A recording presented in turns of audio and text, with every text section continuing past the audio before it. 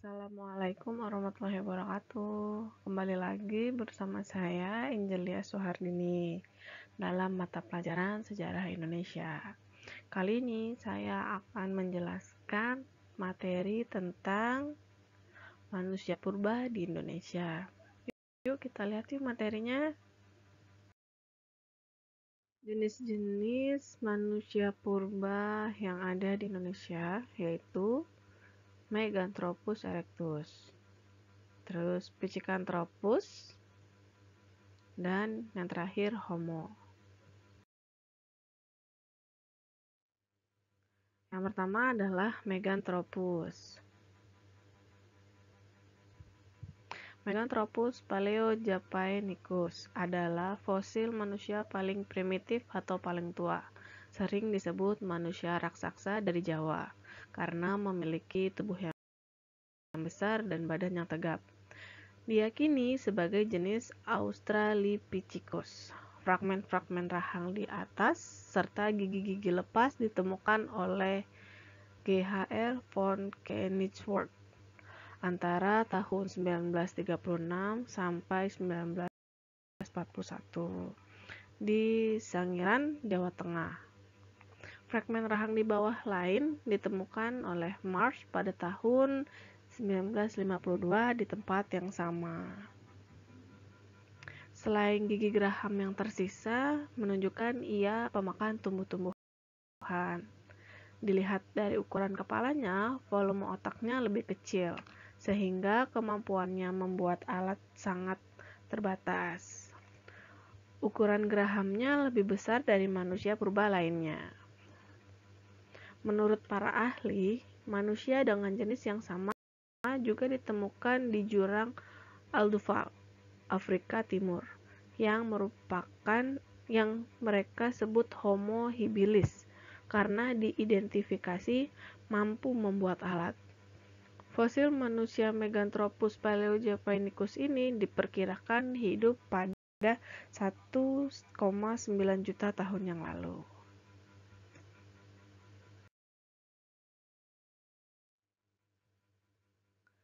Ciri-ciri Meganthropus. Nah, yang pertama, tulang pipinya tebal. Yang kedua, otot kunyah yang kuat. Yang ketiga, tonjolan kening mencolok. Yang keempat, tonjolan belakang tajam. Yang kelima, tidak memiliki dagu. Yang keenam, perawakannya tegap. Yang ketujuh,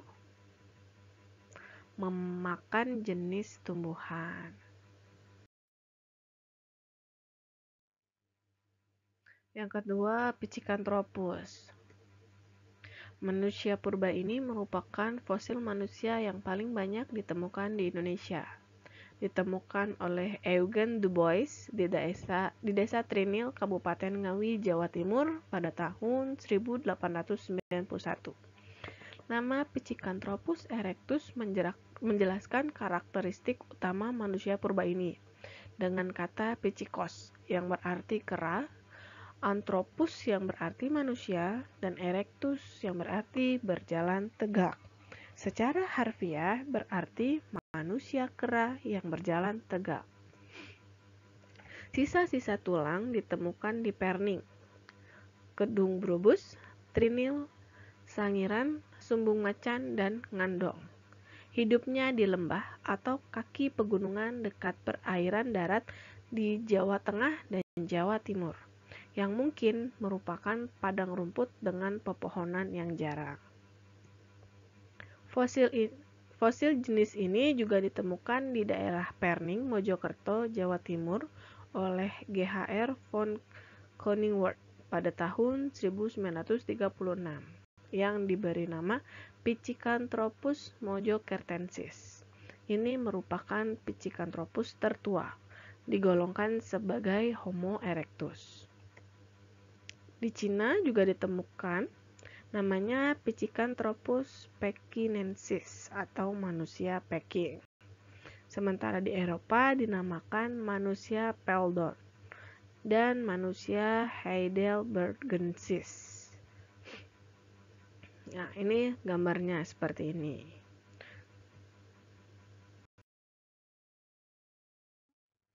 Ciri-ciri Pithecanthropus.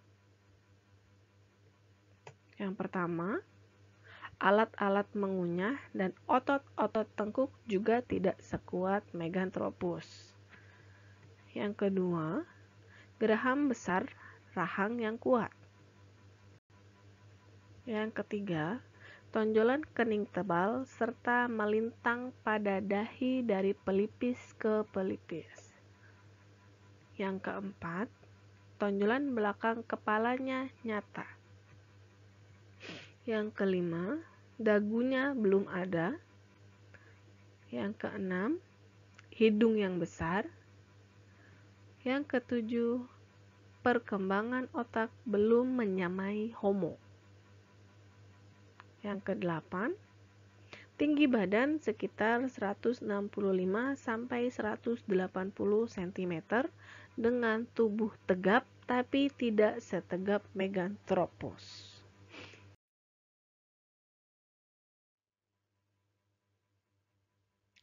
Ketiga, Homo. Fosil manusia dari genus Homo itu ada 3. Yang pertama, Homo wajakensis, Homo soloensis, dan Homo floresiensis.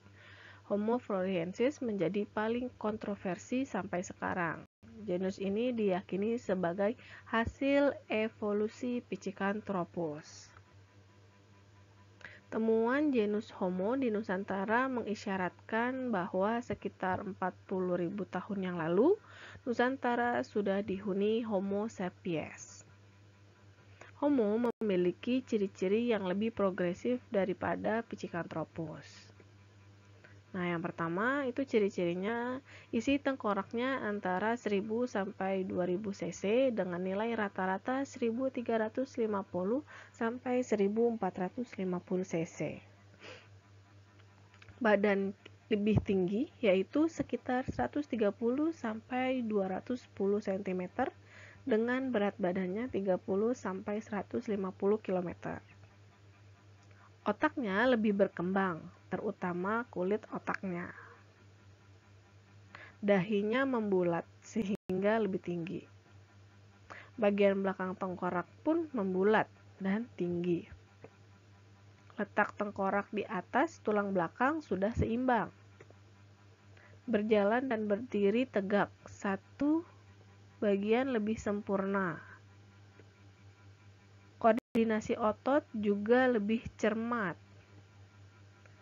Rangka Homo wajakensis yang pertama ditemukan dekat Capur Darat, Tulungagung, Jawa Timur oleh B.D. van Rietkhorsten tahun 1889. Nah, ini merupakan fosil pertama yang dilaporkan ditemukan di Indonesia. Rangka wajak kedua ditemukan tahun 1890 di tempat yang sama, terdiri atas fragmen tulang tengkorak, rahang atas dan bawah, serta tulang paha dan tulang kering.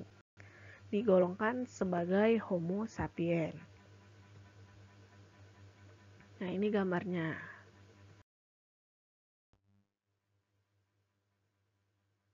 Fosil Homo soloensis ditemukan di Ngandong, Blora, di Singaran, dan Sumbung Macang, Sragen oleh Ter Haar WFF Oppernoord dan Van Koenig-Ward pada tahun 1931 sampai 1933.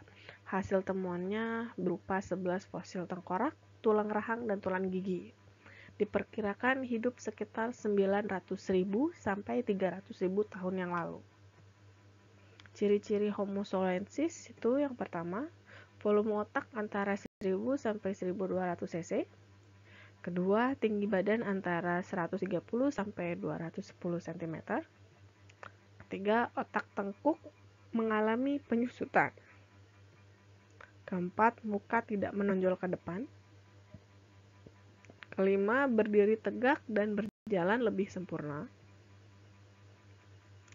Nah, Homo floresiensis atau manusia Flores ditemukan di liang Bua, sekitar Gua Kapur di Ruteng, Manggarai, Pulau Flores pada tahun 2001. Ditemukan serial subfosil atau sisa tubuh yang belum sepenuhnya membatu dari 9 individu. Kesembilan sisa tulang menunjukkan postur lebih tinggi sepinggang manusia modern sekitar 100 cm, volume otak 380 cc, usia kerangka diperkirakan 94.000 sampai 13.000 tahun yang lalu, dan ditemukan juga berbagai mamalia yang barangkali menjadi bahan makanan mereka. Alat-alat bantu seperti pisau, beliung, mata panah, arang, serta tulang yang terbakar, menunjukkan tingkat peradaban penghuninya. Dan cukup sekian materi yang saya sampaikan saat ini. Terima kasih sudah mau belajar bersama-sama. Mohon maaf bila ada kekurangan dalam penyampaian materi atau kekurangan dalam isi materi. Saya mohon maaf. Lalu sampai jumpa di materi berikutnya. Wassalamualaikum warahmatullahi wabarakatuh.